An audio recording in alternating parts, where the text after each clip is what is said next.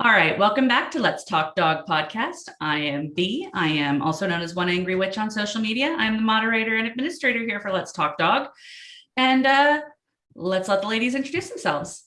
What's going on, dog people? It's Narca the Dog Guru out here in Central Florida. Hey guys, it's Alexis, the vintage dog trainer in Northern Utah. Hi everybody, it's Rachel from Training That Heals in New Jersey. Hey guys, it's Bleeker or Bleeker225 out in Central Colorado. All right. What's up, Bleeker? Welcome. Welcome, Bleeker. We're happy to have you on here.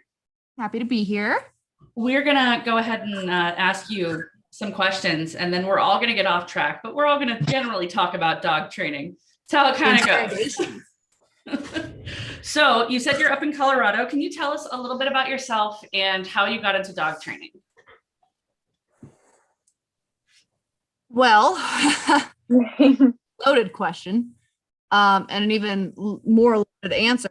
I grew up on a farm with, I don't know where it came from, a niche of bringing all things animal fucked up to my home. Like my parents wanted to move me into the barn at some point in life. I brought home, it was like sheep and goats and dogs and ferrets and cats and just finding ways to communicate. And that's where it started, is educating myself, books and books and books all the time, because this was before YouTube was a thing, or TikTok, or anywhere else that you can find a dog trainer these days.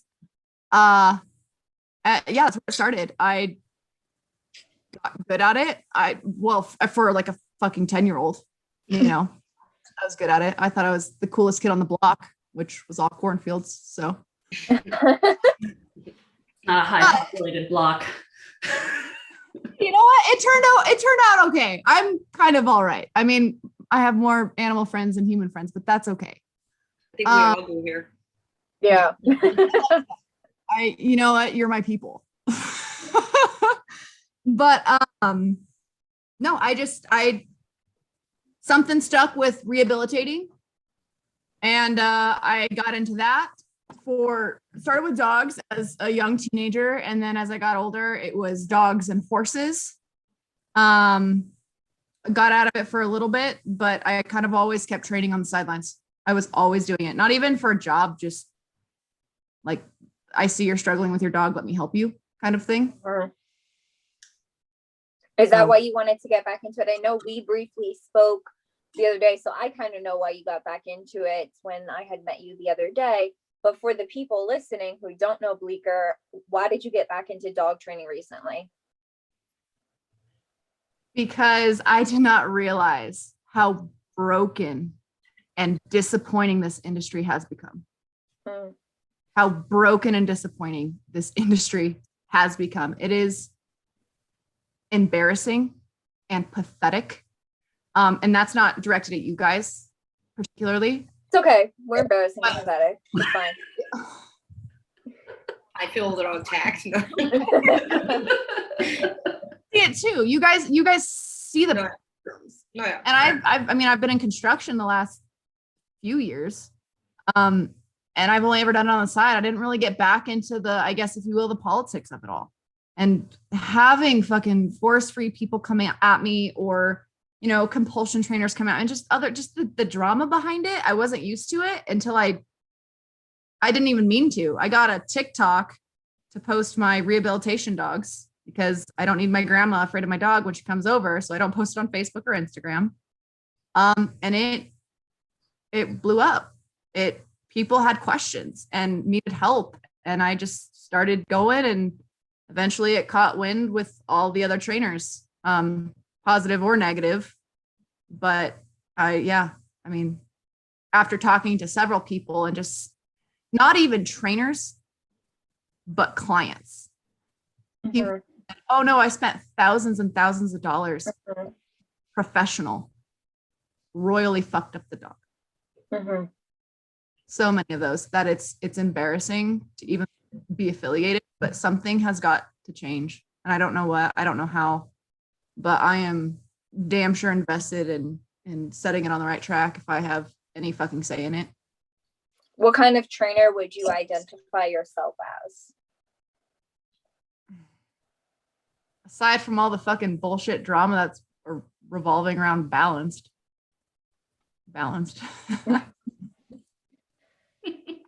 Lately, I've been a little less like the less and or least invasive type of balance lately, but that's also been I've had a lot of human aggressive rehabs, which is just kind of what it calls for. But I mean, I think kind of like dogs, you get a little bit of a habit going, and it's Human aggressive. Yeah, I'm very human aggressive. I am very human. I don't get along with I'm a people. little more on the reactive side. Yeah, seriously. I'm guys, human nervous. I'm not human anxious. She's high anxiety. that's just me in general. You put Right. me in a closed off, like secluded room, and I'll find something to panic about. I don't anxiety. Because dog trainers, I have learned, don't come without the anxieties. Oh, yeah. No, we don't. And ADHD. And ADHD. And Is that a thing? Yes. ADHD. You never notice that correlation? Dog trainers always seem to have their, like, we're tapped into something extra special, each of us. Mm-hmm. I think it makes And it I saw that better. myself. I don't think I've met any of you in person. Nope. Not at all. I've never met. Not me. I haven't met anyone I get to meet you once. here in T-minus, I don't know, month and a half. 38 days, baby. Woo woo. Nobody's counting. No. Nobody's 38 days, 6 hours, and 52 minutes, but no. Nobody's counting. Yeah, I get to go to I'm St. bringing my Louis. friend I didn't know out. you were going until that same day. Jonas told everybody I was going. Yeah, he told You me. know you were going, or did Jonas tell you when he told everybody else? Well, I knew I was. I've been knowing I I'm was just going. checking. I know. I've been Jonas, knowing you for a don't whole know. month I was going. He just found out I was going, and then he announced it. And then I found out I was going to be there. You said that you also rescue and rehabilitate horses. Do you see a lot of shared techniques between horse training and dog training? The correlation between dog training and horse training is almost, it is identical. It is almost the same.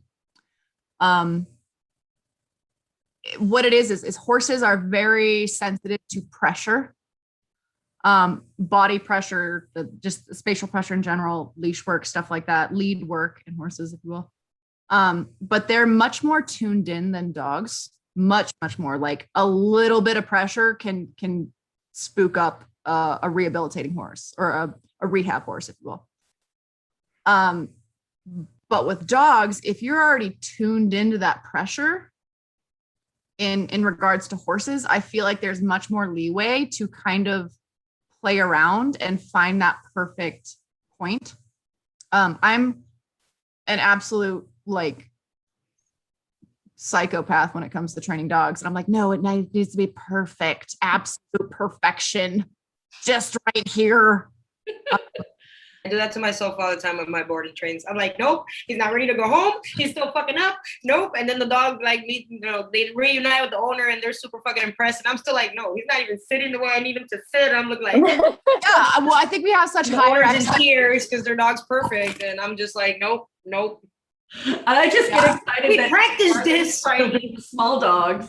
So Norca has one of my dogs right now who's got a wee bit of a prey drive, just a She saw a tiny frog prey this drive. morning. And she's never reacted well to small dogs. She's always tried to eat them. But now she's in a house with 3 small dogs, and I'm so excited that she hasn't tried to eat them. No, and I'm surprised too because Benjamin growled at her earlier and she was just like, she like put up her little Oh, goblin face. and she just walked away from him like, yay.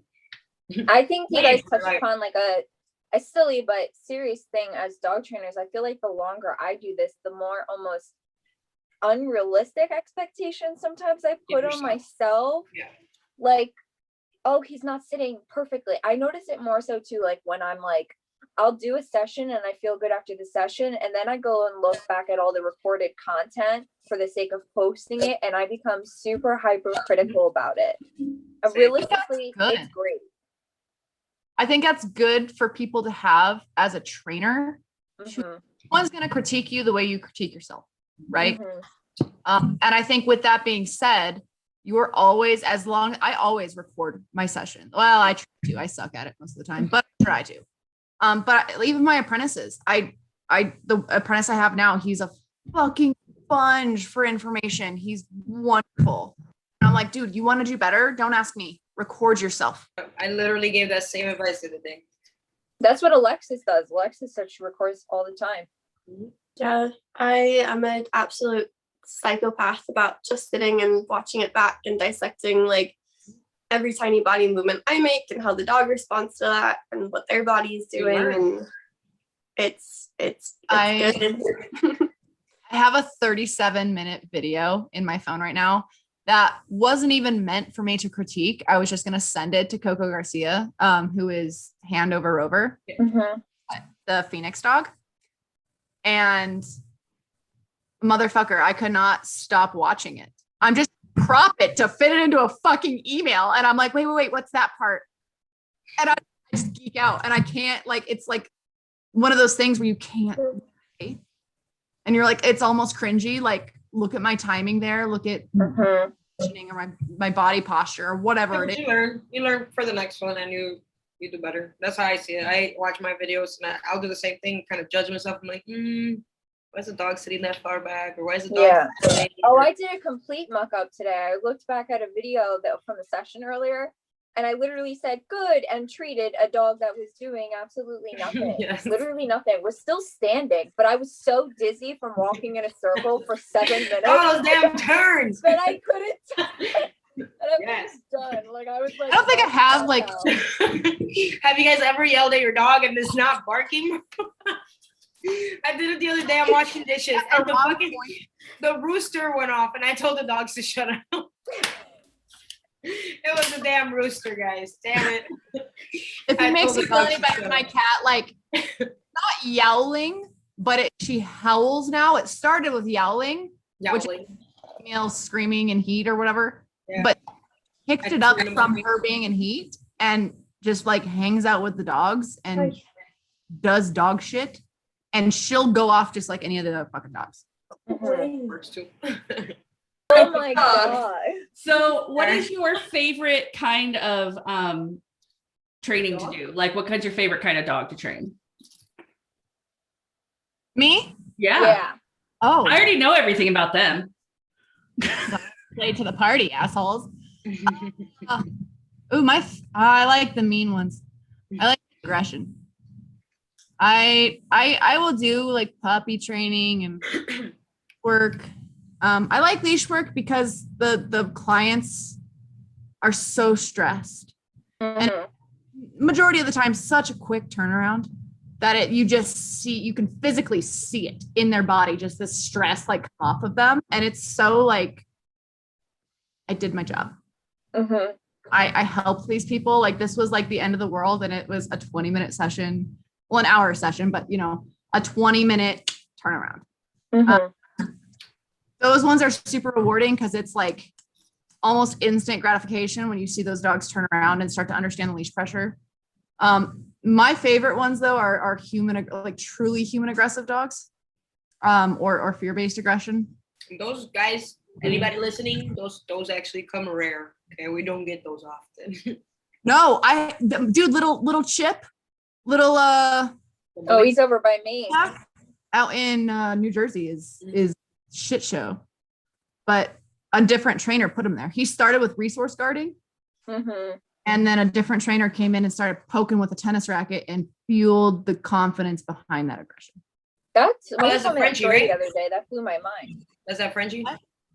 Yeah. Yeah, I saw him. I kind of poke with a tennis racket. What?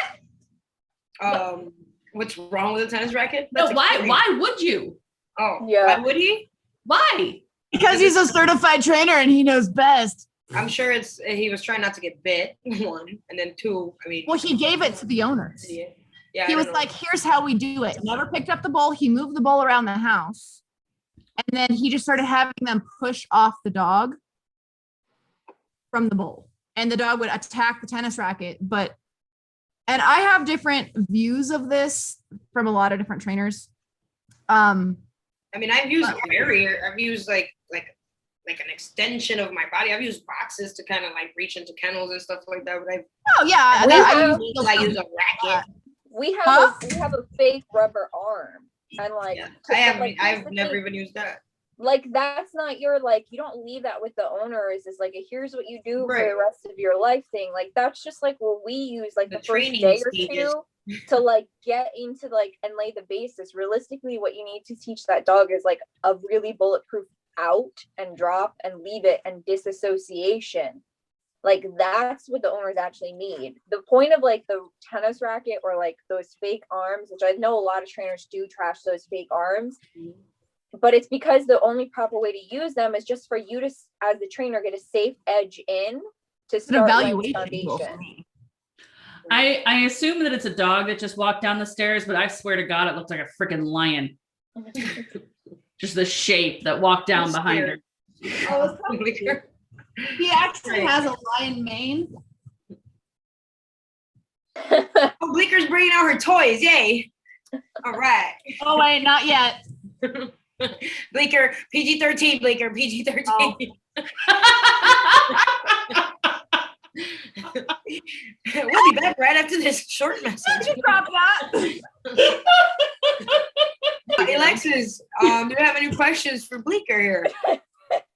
Bring us back home, Alexis. Bring us back home. Bring us back home. We need an adult. I need an adult. I need an adult.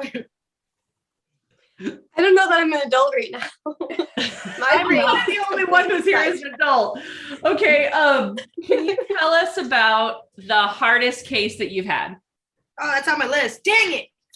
B, now I gotta come up with another one. Get faster. Where is he? Is he in here? Or did you let him out? Pom Pom. His name is Pom Pom. Huh? Pom Pom? Your whistle Pom was on my dog. Capone. His name is Capone. I call him Tony Pom Pom. Okay. Pom Pom. Okay. I thought you named him Pom Pom because he's little. Let's go.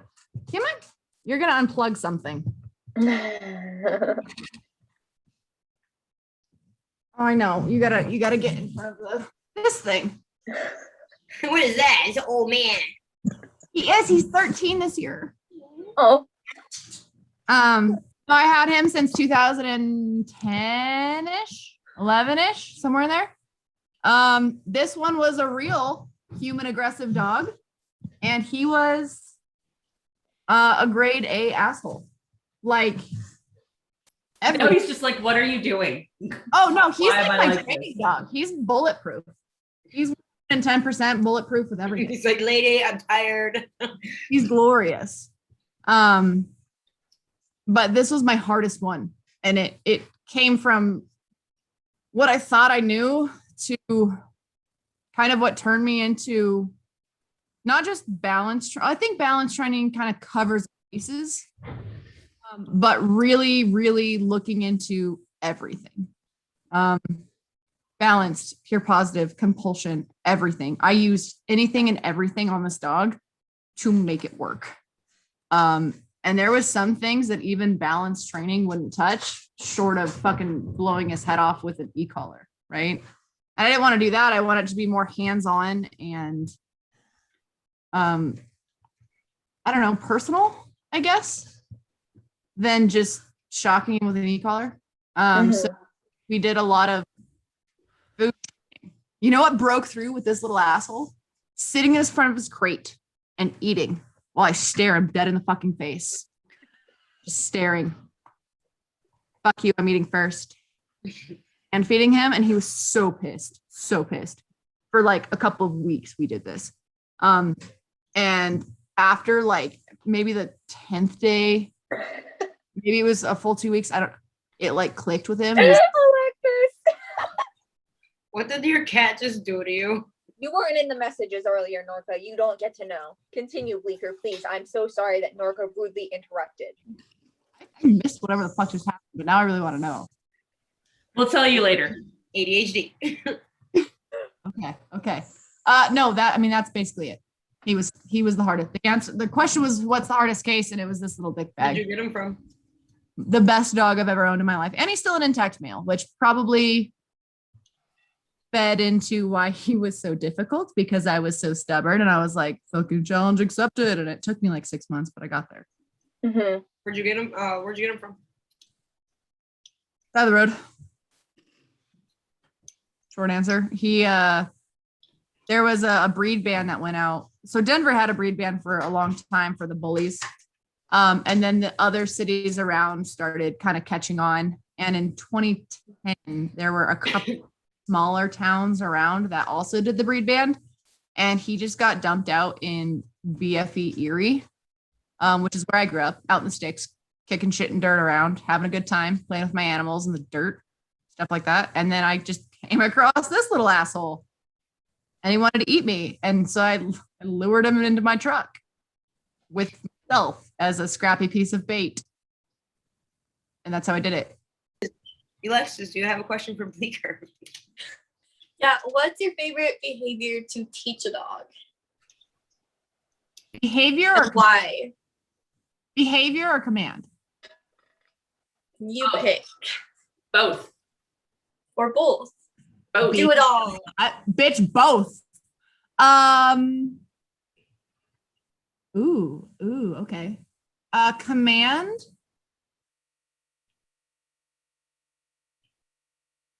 I really like, okay. I don't know who else does this.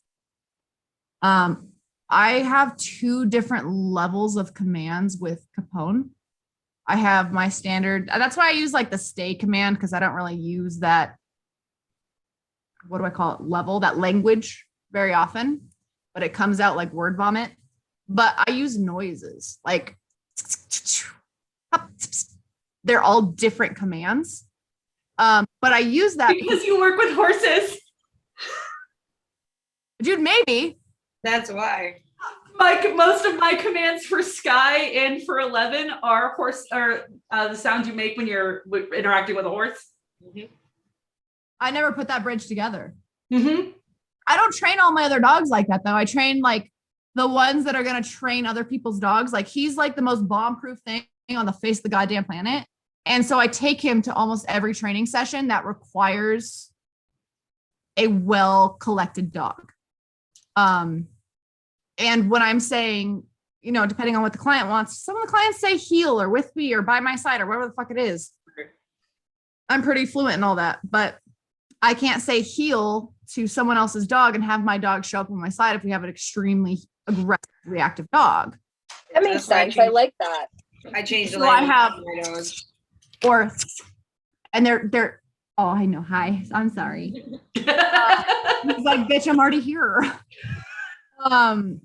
But I use that I use it all the time. I don't even really use words with him unless I'm like humanizing it.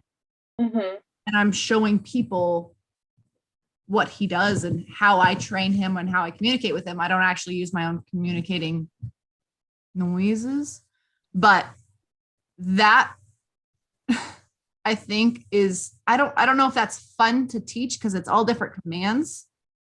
But I think that's my funnest part about having this dog and having 2 different languages that we know. Right. You say hello in English, you say hello in Spanish. We say heel in layman's terms, and then we say heel in our language. Right. And I I like can that. be in a room of crowded people, and he's across the room on place, and I go, and people around me don't understand it. They might be like, did you hear something? But my dog has heard a command and is following through with it. Mm-hmm. My sister's service dog is trained in German for that reason. Yeah, well, he's also, And no- this motherfucker is like the weirdest thing I've ever met in my life. So the seizure detection is not necessarily in all genes. It's not taught. It's there or it's not. It's an innate sense. I didn't used to have seizures, but I did after I've had, the average person has about 18 concussions in their life. I've had on record 36, 37. I don't know, something like that. I get seizures when I hit my head now. Not all the time, but I'm susceptible to the point that my CDL and renting a car, my CDL license was kind of in jeopardy, and renting a car is they're controlled by the state to require a service dog, seizure detection dog with me. So, I mean, I've had him as a service dog before I even really got into that mess, but yeah, no, he's even before he was service, he was like this. But it's so much more convenient to communicate with my dog in public when he's just doing service dog shit and just being a leech. To not have to be like, sit down, blah, blah, blah, blah, blah. Does he understand that? Yeah. Does he respond to those? Yeah. But our like soul communication level is the noises. And that is huge in just being in public, especially if I travel, and I've been traveling a lot, and it kind of sucks, honestly. So like, if I'm going to a really reactive dog's house and like I have to rent a car, like I can't rent this fucking car with the fucking dog, but I can't show up with the fucking dog if the other dog is going to eat its face. That's really like conflicting. I don't even know if I answered that question. I got distracted. But, no, I like that answer. It was a good answer. Yeah. I mean, it doesn't fully answer the question, but I feel like it's in the same thing. In there. Yeah, it's in there. Did you just give us a command? Yeah. Just give us a command, guys. Pup to me is stop. Pup. So I use up as my place command. So I have two different place commands. In the home, I have a go to bed command, unless I'm having one of my dogs do something weird, like place on top of the toilet. I don't use place because I train place too fucking much for my dogs to understand place. So I use up. Up is my place command. Go to bed is my go to bed command. And then I use hup on a walk. It's a hup. And that's stop. Yeah, I use hup to get for them to go, first guy to go up onto something. And then like if she's getting too ahead, and this will tell you that I only ever rode Western, I do whoa. I just say heel. She's, and I she think looks it's at me funny how each trainer can have, like, we all teach the same stuff, but sometimes we all call it different things. Ours might call the place commands like center. I don't think, like, for me, it's not that I don't think it, just personally, place for me is only a dog bed, a blanket, or like their physical, like their couch in your house. Why is Place is not like a tree stump outside. It's not like the car. I'm the exact opposite. So yeah, I know a lot of trainers. I found out after like I started networking that a lot of trainers use place for everything. I use, like, if I want my dog to jump up on like a tree trunk, it's just up for me, and then I say sit or down.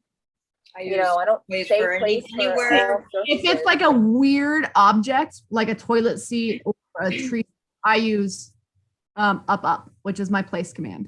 Mm-hmm. If we home and you have your own area that I want you to go to bed. And everyone goes to the respectful places. Like I say go to bed for kennel, and then I say place for anywhere else. So if I want you, I don't know. Maybe that's where it's different. I don't. Place. If I want you on your bed, that's place. So. My go to bed is usually get out of my face. So I have a question. What is something that you think more trainers should be focusing on or need to do better?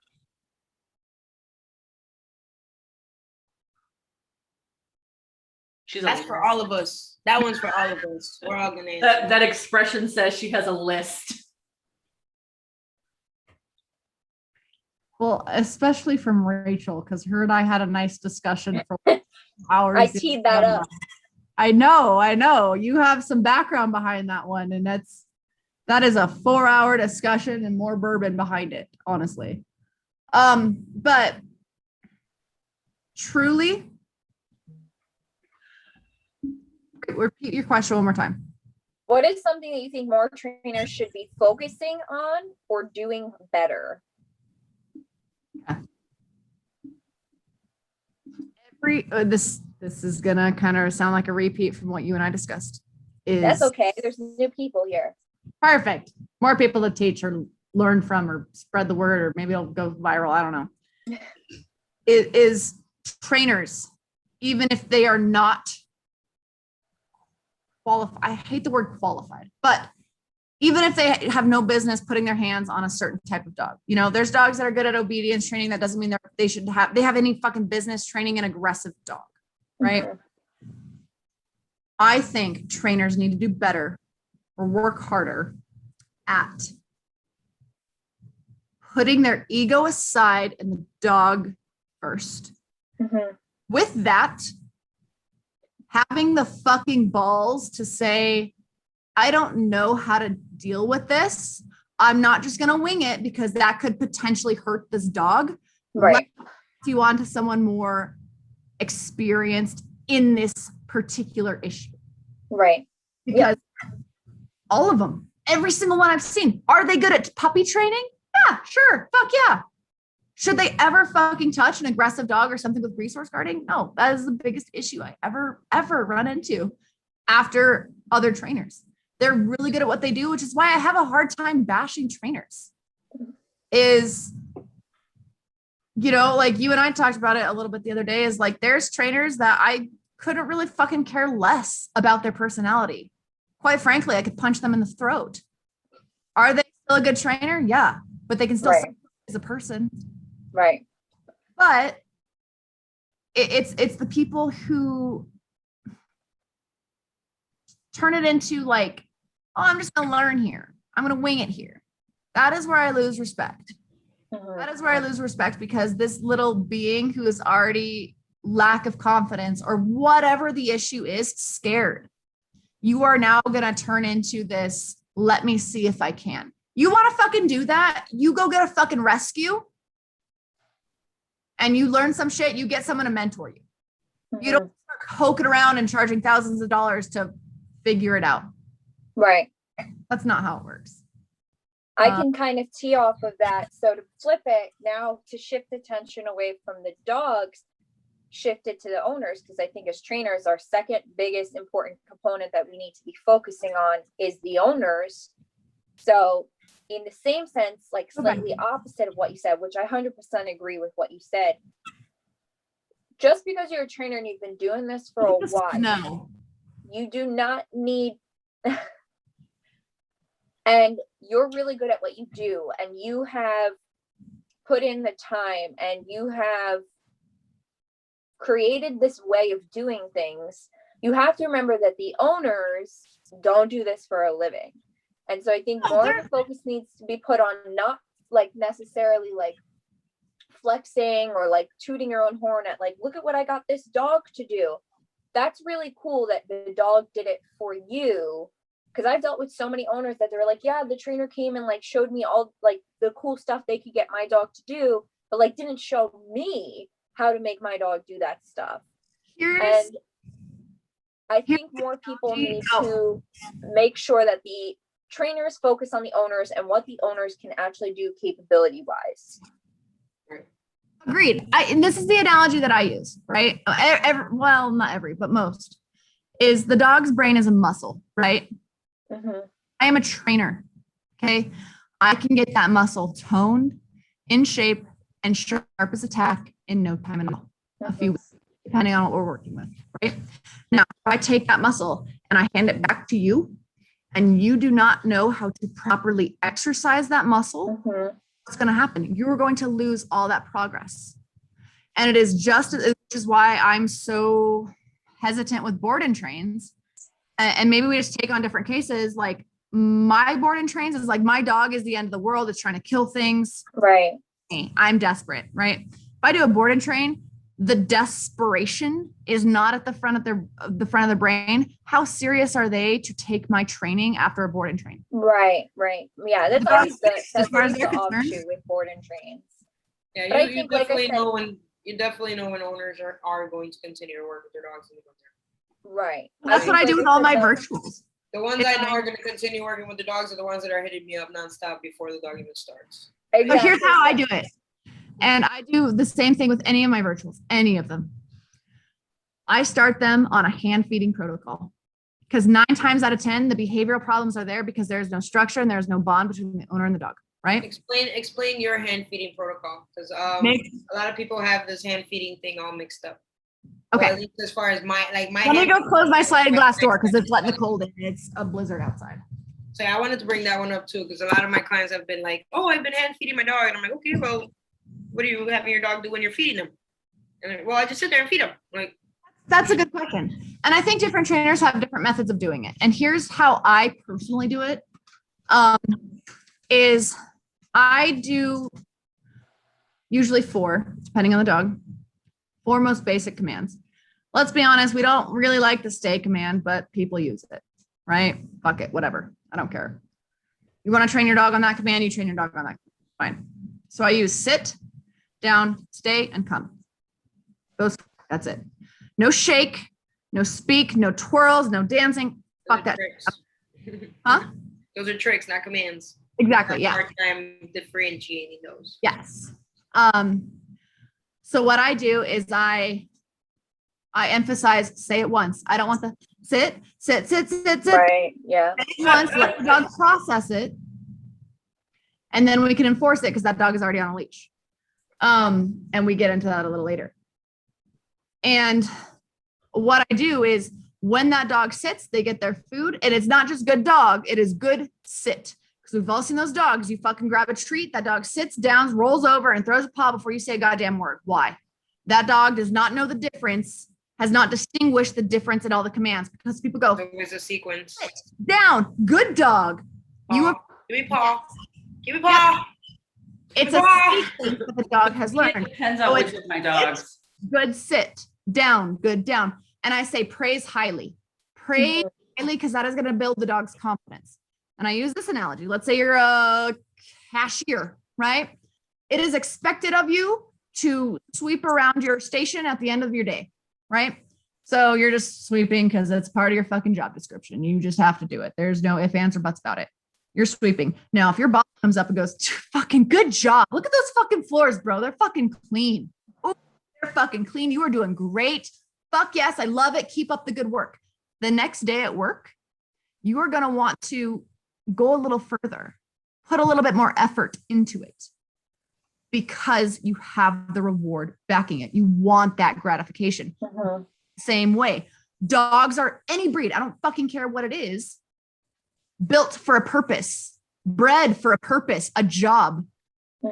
Dog needs a job, has to have a job, craves a job. Now, if we have a border collie that's acting up and we don't have a fucking field full of sheep, what do? Well, we can manipulate this training to give that dog a job by giving obedience. Obedience will be its new job. And will be more than happy to take it because it is craving a job, and those breeds will take to that every single time. They will choose that over disobedience every single time because that is what they are built to do. And that is where I start every single. Can I just say, I really like that you put the marker. You make sure that your clients differentiate that they need to put the marker in between each command, because I feel like that's a big disconnect. And I just want to make sure we clarify that for people that are listening that are owners, because it's something Corey and I repeat ourselves in every sentence, in every session. The owners will be doing place, sit down, and the dog comes, place, sit down. Good boy. And I'm like, you need to be throwing it in each individual step. Place, good. Sit, good. Down, good. Hit the nail on the nail on the head. Sequence. You are not teaching a command. You are teaching a sequence. Getting rewarded for. You are getting rewarded for sit down paw. That is what you're getting rewarded for. I teach When that dog now wants a reward, it's going to go sit down paw. All my clients are taught all their commands separately. And that's one thing I always stress. Do not teach sit and then tell your dog to give you paw and then tell your dog to down. And I don't want to do that. We're working on sit for this whole entire week. We're working on down for this whole entire week. We're working on place for this whole entire week. Ending, like you start a command, you end a command, right? Good. So I use release and I don't use stay. So I use a release command. I don't use stay. So if I say sit, that is an implied stay because you have to wait till you hear your release command to get out. Absolutely. I teach that on every animal I have is, well, minus the cat and the salamanders, but every animal, anything I teach that's bodies hitting the ground is implied. Period. The end. I still do use a stay command. I'm not really sure why, but I mean, I use it like Conditioned in you, just like a heel. Like conditioned well, I'll use like we're healing where it's a with me and then stay, and he'll just freeze. I'll just say sit and then I'll walk away and I'll turn around. Sit behind you. I guess, I mean, different shows for different folks. I don't really care. Oh, yeah, everybody does it different. Whatever works. Yeah, I mean, I think that's where it kind of gets scary is we have all great trainers right here that say, yeah, whatever works, that's fine. But then we almost open that door for people to come in and say, oh yeah, I just see it differently. Everyone disagrees when they have truly flawed methodologies. Well, I think whatever works definitely in the realm of commands. It's because we're all ultimately doing the same thing. We want a dog to stay, we want a dog to sit, we want a dog to down. We just call it different things. But the mindset, the focus, and then the physical intent and implied physicalness is there. We just all call it different things. Norca calls everything place. I only call his cot place. That's it. That's funny because I call everything but the bed place. Right, yeah. It's not even a place command. You can up. But realistically, we're all doing the same thing. If we all have a dog jumping up on a tree stump, we want the dog in a sit eventually. We might just say, you might say pineapple, banana, apple. She might say up, down, sit. And I might say place, sit, down. You know, like we all, it's just, but all the same shit. So here is where I want to challenge you on this a little bit. We had a discussion the other day is at what point, like, yes, we can have this conversation between trainers. Mm-hmm. And I'm not criticizing you necessarily. No, absolutely. It came up to me. I was like, oh my God, you made a really good point that resonated with me the other day. That was your people who follow you. Your followers are not all trainers. Mm-hmm. That is a very small percentage of the people who actually follow you. The people who actually watch your content are dog owners. Mm-hmm. Dog owners. So our dog owner is going to understand the difference when we say, oh yeah, we all mean the same thing. We just say it differently. But when someone who has no business to, I want to educate the people, the dog owners of what to look for in a good trainer. How do you tell? Because the same one follower that follows my content follows the other 18 trainers that are on, TikTok or, putting out their content. So, and we all do everything different. You honestly just have to find what works for your dog, and you can try a few different methods as long as they're humane, and see what works for your dog, and go on all your trainers' pages, and you can take a little piece of everything and learn something new for your dog. A lot of what I do, because as a dog owner, I have so much from trainers on TikTok. I can only imagine like the overwhelming information that these owners have out there available for their dogs right now. So I have 4 dogs, and I have to train them 4 different ways because all of them respond to things differently. Mm-hmm. So with Sky, I hit the point where there are things I can't correct and don't know how to do. So she's off to Norca. With Bandit, she'll do, she's somewhere in your house. With Bandit, she'll do anything for food. Like literally anything for food. She's my fat girl. With 11, I'm at the point where we've already been through one trainer, and now we're going to be working with Norca. And that's going to be starting from scratch all over again. 11. Is that a Stranger Things thing? No, I am old. It is Spinal Tap. I'm sorry, what? It's Spinal Tap. It's a movie. You are old. I lived under a rock. I'm kidding. The oldest person in this room. In this chat room.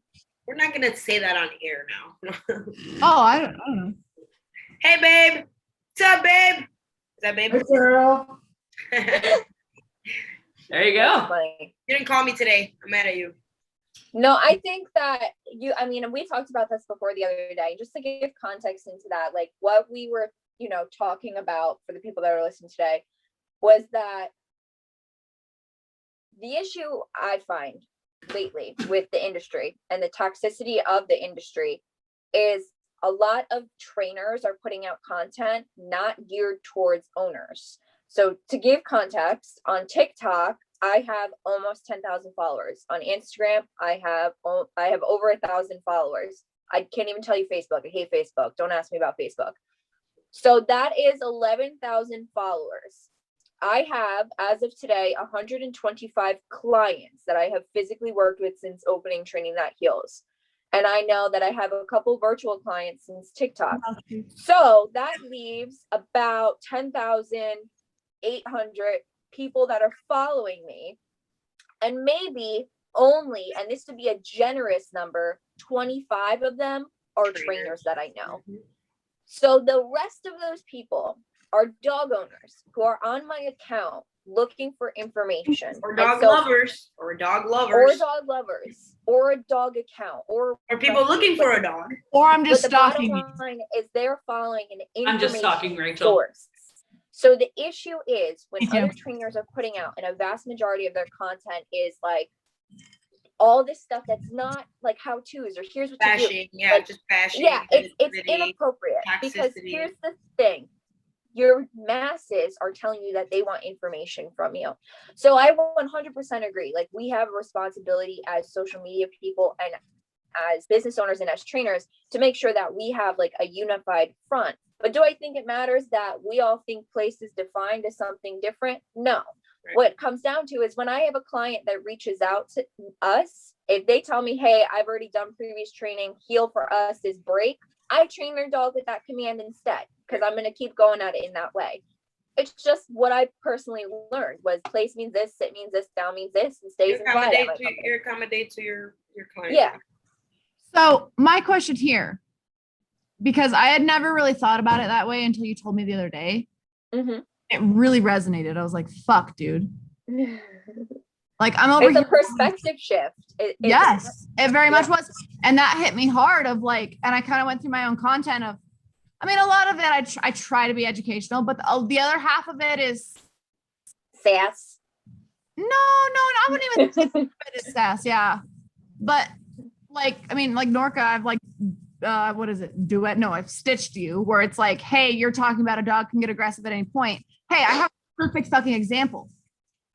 You don't believe that? Here, I have a perfect example. I have little fucking indents in my hand because a dog that's never bit anybody has an ear infection. I touched him the wrong way. Right. And it's stuff like that where I'd love to be educational and like she's saying something and it's just a video of her saying it. Hey, I have the motherfucking proof. Bitch is right here. Fucking listen to this. Mm-hmm. It's a powerful social media is a powerful thing. It can be a powerful thing. It can be powerful in a negative way or a positive way. I think it needs to be more. I mean, I could be wrong here, but I've talked to a lot of clients that, I mean, I mean, not strictly, but I predominantly work with aggression. It's my favorite. I don't want to take your puppy case. I don't want to waste my time. I don't want to waste your money. Go find a pure positive. They could do it just fine. Mm-hmm. But when I get those cases that are really like life or death, I need to fix this dog or something bad's going to happen.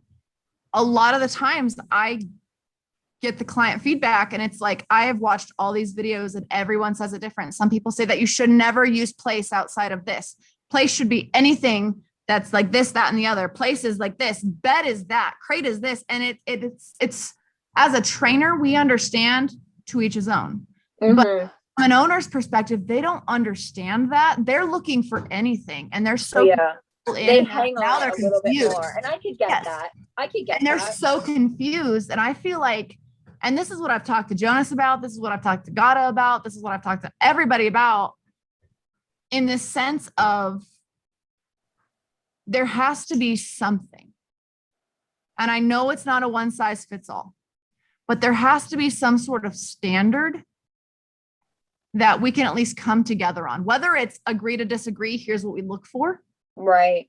I don't know what it is, but I think confused. there's people who are trying to grow and trying to learn this, and you do have to, you have to take cases when you're learning in order to learn. Right. That's how I learned. That's how you learn to take rehab because you fucking picked up a dog who was growling at you. So it's, if you're really in this and you really want to do this, you have to be open to learning. You have to be open. You have to be a little fucked up in the head. Crazy.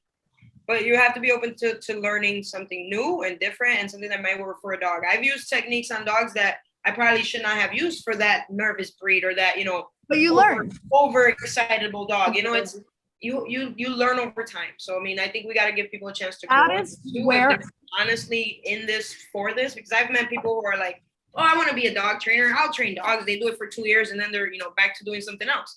I know I will not be doing anything else the rest of my life. I may be doing other stuff on the side for, habit, for hobbies or whatever, or for fun, but this is my career. This is what I want to do the rest of my life. I want to do dog training the rest of my life. And I love that you say it's a career, because I know people in my life, when I say this, they're like, oh, when are you going to move on to your actual job? I'm like, this is my this career. isn't a job. It's not a Stop job, but this is a job undervaluing for it. other people. And that's the Yeah. sad part, because that's when your dog is in the wrong hands, when this is a job Yeah. to somebody. Yeah. Because somebody, this won't be their, this isn't work for me, because I'm doing what I love. Like, I don't know if I'm sure you guys feel the same, because we're always talking dog, but I mean, I've met people that, I did training with at some point that are just doing something else now, and they're completely happy doing that something else. And I'm like, I don't see myself doing anything else ever. I mean, that was me. Alexis. Wait. Alexis, go ahead. Time out. I know, because this is still relevant for me, I guess, right now. People look at me like I'm fucking insane because I want to walk away from the cushy 8 to 5 desk job, paid holidays, sick leave, blah, blah, blah. And I want to go work the dog that wants to eat me.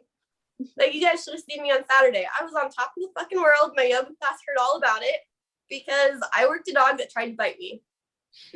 4 That's times amazing. he came at me.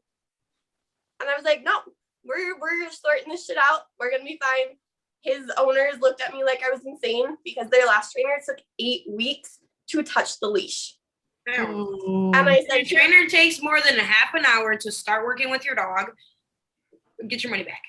I think Norca had 11 leash in like Minutes, 10 less than minutes. that, I took a bite. When was the last time anybody came close to 11, B? Never.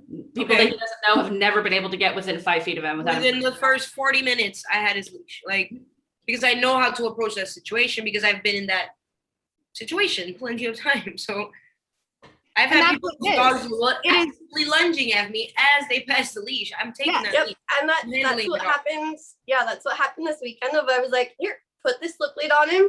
They were like, you don't want him on the prong? I was like, nope, your trainer fucked it up. Just put the slip lead on him, passing to me. They're passing. He's lunging at my face.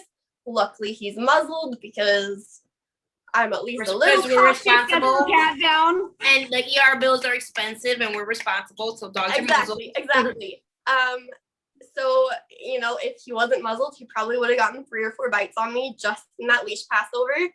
We did a couple of circles. He sat down and they were like, well then. 11 was so confused, he just did whatever Norca told him to do. And I was like, Give him a Give dogs a chance. and It's just, that- let's go. yeah. And for me, like, that was one of those kind of like life-changing, affirming, like, this is what I want to fucking do for the rest of my life. Yeah. Is work crazy dogs that want to eat me and I make just people's got lives that. better.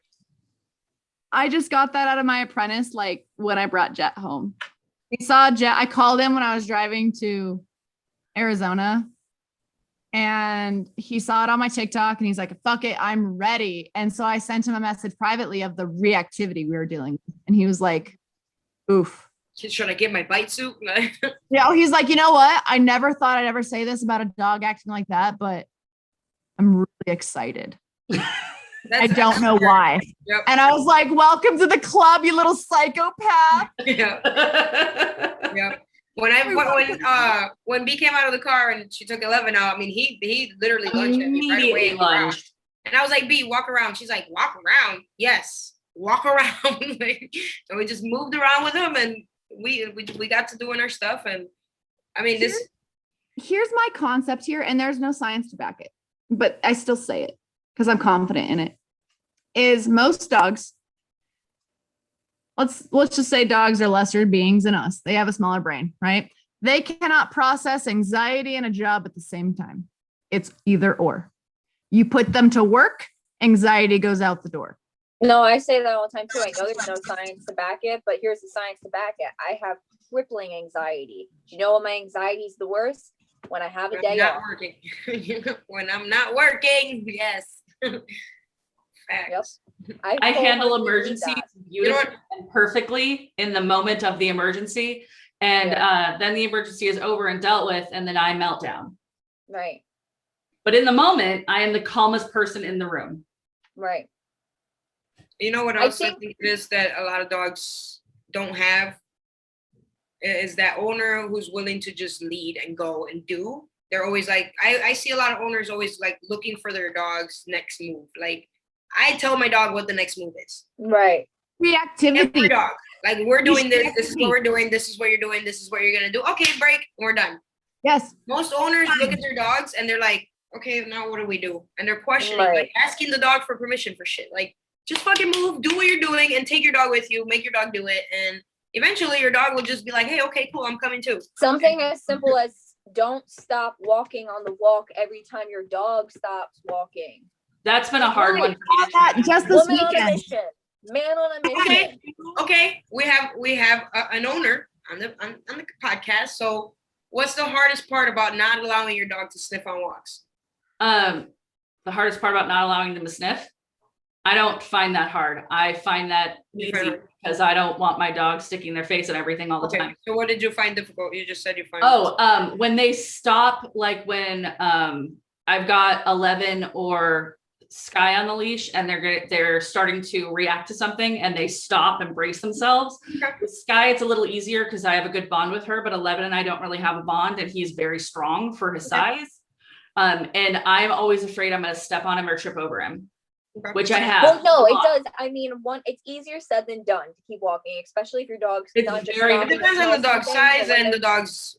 Yeah, they're going behind into it, like- reactive state. They're flailing around. Yeah, it's hard. We're not going to sit here. It's not only hard on the muscles. Yeah. I think it's hard on the mind. It's because I just had this last weekend and the weekend before is I had the same client with these. It was 2 8-month-old COVID dogs, siblings. Litter mates? Yep. Ugh. I point to you, but my camera's down here. Yes, litter mates. I'm at the top. I'm up here. Yeah, you're down there. Well, yeah. Well, I point what is to you, but then I look at the camera. I'm like, oh. No. No, but they were a couple of the. One of them was redirecting. 11 redirects. Yeah, and what it turns into is and so many people don't see this is like the litter mate syndrome, right? Okay, is it a thing? Yeah. Is it a syndrome? No. What it is dogs that have been grown up together that are going to have a predisposed instinct to just establish something, whether they're acknowledging it or not. And they're You also literally relying just off put of up each a post other. about this 2 hours ago They're- on Training Night Heels. Yeah, I just worked with 2 litter mates today, puppies, and luckily not out of control in any way because they got Yet. the training Yeah. to get ahead of it. Good. But we put out a post about it, and I know there's a lot of controversy around if it's like a natural syndrome and all that stuff. Bottom line is, if you have 2 animals or dogs in the house around the same age, they are going to feed off of each other. My one cat and my dog, we got around the same time. Guess what? My freaking dog tried to use the litter box for like 6 years of his life. And I don't think they're even feeding off each other, guys. It's just they're learning from each other. They Yeah. are literally learning from one another. And most humans are like, oh, they're learning from each other, and they leave it instead of I separating 2 dogs and making them individual entities. Mhm. Everybody keeps the dogs as a pack, and those dogs never learn to respect the human as that leader because they have each other. Yeah, I like, would- we're I actually think a lot of sorry. humans have a hard time This last understanding. case Separate. challenged that theory. This last case challenged that theory, and I'll tell you why. Is we had a very confident dog that was good with her obedience. There's a difference between learning commands and being obedient, right? Right. You can know all your commands as long as you have a hot dog in your hand, sure. Being obedient, totally different story. Right. One of the dogs was very well knowledgeable in her commands. The other dog did not know jack shit. Okay. It was Because it wasn't taught, or were they both taught the same thing? they were both taught, but one had a serious confidence boost and one had a serious lack thereof. Yeah, and litter mates are not going to be the same. That's something else No. people need to understand because. But you as have one to goes up, the other will diminish because the other one is just going to keep burying it down and building itself up. And so you get this construct, this little like contrast of dogs where it's like one's really good, one's really bad. They have their own like quirks. But this one was the one that they're like, this is the best dog. They walked in and I said, no, this will be your problem child. Right. This will be your best dog by the end of the day. I'm willing to bet that. Why? Because we are diminishing the negative kind of confidence that was built in the wrong way. This Right. dog's confidence is only present when this dog is below her. Right. It's ego. Out of the room, this confidence is shaky and has nothing to build behind. Nothing. Ego. So Yeah, that's all that. with my dogs, one of the things that I have to do with 11, because 11 is the youngest, but he's only younger than Cowboy by a month, who's only younger than Sky by a year. So 9 months to a year. So I have 3 dogs that are all right around the same age that were raised together. Sky is the one who always winds up at the top of the 4 dogs. She's always the one who is telling them what to do and all of that. Well, she spent the first 3 days with Norca with the nervous poops everywhere. Yeah, And she was not at the top here at all. Russell is actually. Russell is at the top. Cookie is, but you guys don't get to see her often. but that she's not with her pack right now, so she doesn't have the I'm the authoritarian. But 11 she was very doesn't nervous. Those know what first to do. few days, she was very nervous. 11 doesn't know what to do with Sky gone. He keeps checking her kennel. Mm-hmm. Cowboy doesn't care because he's about as smart as a rock. He's just like treats. He's just like, do I get it? Do I get touch fed on dinner? this really quick before the conversation moves further, because I've talked to a lot of people who have had their dogs and say that dog does not need confidence. There is a difference between positive confidence and almost like a false confidence. And the false confidence comes from other lack of confidence dogs of we're all a fucking shit show, but I'm the top of the shit show. Right. Yep. You take the rest of the shit show away, they're just as insecure as anybody Right. else in the fucking room. Mhm. They're a fucking mess because they do not have proper confidence under their belt, right? And so many times I've seen it is, oh, that dog is just fine. That dog has plenty of confidence. No. And this is the shitty part, as I keep hearing it, is trainers are not able to distinguish the difference between a positive kind of confidence and a negative kind of confidence. And it comes from other dogs. I don't care what age they are. It happens. If you have a very insecure older dog and you have a really hyper puppy, it's not uncommon that older dog is going to diminish and that puppy is going to grow up. I have a case right now that just called in this thing. That's very About- common. And it yes, it's more common in puppies all growing together. Not uncommon to see a dog that already has a lack of confidence and a puppy that's just a different breed that already has that kind of Right. position is predisposed to Being a good boy. stubborn hothead. I think you bring up a really good point about this false confidence thing, because it's something like I literally just worked with 2 siblings today. And the first session we went out, and the whole time, anytime I spoke with the owner before we met and everything, like the spiel was the daughter, the girl, the female daughter, Jesus, the female is the confident one. She's over the top, she's high energy, and the male is the insecure. Well, we got there, and guess who's picking up on the training fantastically? Male. The Separate male. them? Why? Did you Separated them, and the female was, and like we said it within 10 minutes of being there, I'm like, listen, you're female. She's like really nervous, she's really anxious, and she's like, that doesn't make sense. She's been like jumping off the walls and on the dining room table and the counter. I'm like, yeah, but when we take away her coping mechanisms and we put in structure and we have to force her to deal with her shit, You're even a at whole new 16 dog. weeks old, it's coming out. Luckily you're addressing it this young because Right. you're heading in the right direction. But I mean, like, I think you bring We up a have great the same point. case like a year ahead. I think you bring up a really, really great point. 'Cause a lot of people, we all talk about the confidence and everything, but I think There is a positive and a negative. yeah, There's a good confidence and a bad confidence. And this is where I see it all the time. It's not even siblings, but I see it in dogs and pairs. You yeah. know, they're the same age, but one had a lack of confidence, and we have a different breed that is a little bit more, predisposed to some confidence and a hothead kind of person. I've been on my mother's case now for like a year because she has a senior dog. I mean, I don't even know how he's alive still. That's how old he is. And then she has a puppy, an old not a dog. puppy anymore. He's an adult dog, but he's going to be like 2 years old. Well, this dog, when the senior goes, he's not going to know how to exist. Yeah. And I've been like trying to get her to like introduce structure, do this, do that, do the other thing. Yeah. And it's like, she doesn't see the value in it, but I'm like, that dog's world revolves around. And that's Yeah. gonna That's what hurt happened with the dog. Bandit. That's what happened But with I Bandit feel when I like- lost my service dog. So let's give some advice out to people that do have multiple dogs or are thinking about getting multiple dogs. We do not advise you get dogs from the same litter, ever, never, ever. Does any trainer advise that? Okay, the breeder may advise, yeah, sure, keep them together. It'll be great. It will not be great. It will be very horrible, actually. Do you know what 2 dogs mean? 2 times the amount of work. Yes. 2 times the amount of bills. 2 times the amount of poops, food, 2 times the amount of crates, getting sick, 2 beds, yes. 2 vet visits. Double daycares, double, yes. If you don't double want vet that, bills. don't do it. Yeah, I have to And guess stagger what? our As a vet trainer, visits. I'm charging Okay, you for 2 dogs. so now that we covered the litter mate syndrome, let's not, if we get a puppy, let's not get another puppy to keep that puppy company. Okay, that's not a good idea. Do we all agree here on the board? Everybody agrees? Yes. Okay, yay, everybody agrees. What other advice do we have here for our followers about multiple dogs in the home? Implement and structure immediately. yes. Structure immediately. They need to know how to be separate beings. Yes, separate your dogs. Separate them. Train Yes, separately. Train Alexis. separately, feed separately, walk separately, all of this, all in the beginning. And you will have Alexis. a great pet. Alexis. Input. Oh, hey. Hi. Hi. You guys are all talkative humans. We're not Make sure talking the first we're talking dog.